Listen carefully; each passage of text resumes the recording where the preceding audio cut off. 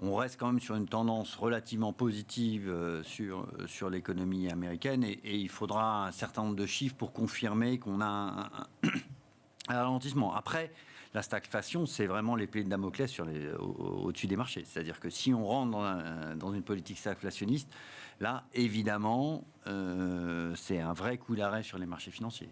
C'est clair que c'est pas bon pour les actifs risqués. Ah ben non, stagflation, pas de croissance de l'inflation, c'est évident.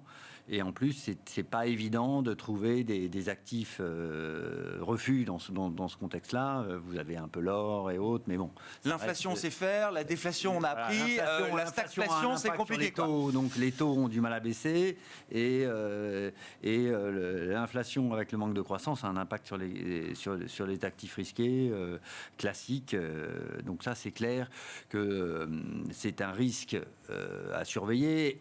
Et c'est vrai que ça, je pense que 2025, c'est un peu une année où on risque d'être surpris. C'est vrai qu'on a en face de nous une politique qui est disruptive, qui est anticipée et qui est vraie normalement et relativement positive pour l'économie, hein.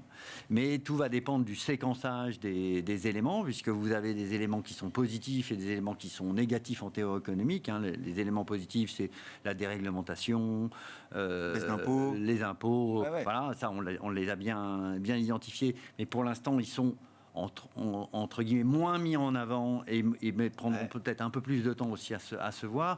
Et la séquence négative aujourd'hui qu'on voit, c'est la partie tarifaire, hein. Ici, Monsieur Trump le président Trump met en œuvre tous ces tarifs. Il faut savoir qu'on aura des niveaux de tarifs qui seront comparables aux années 30. Hein. Oui.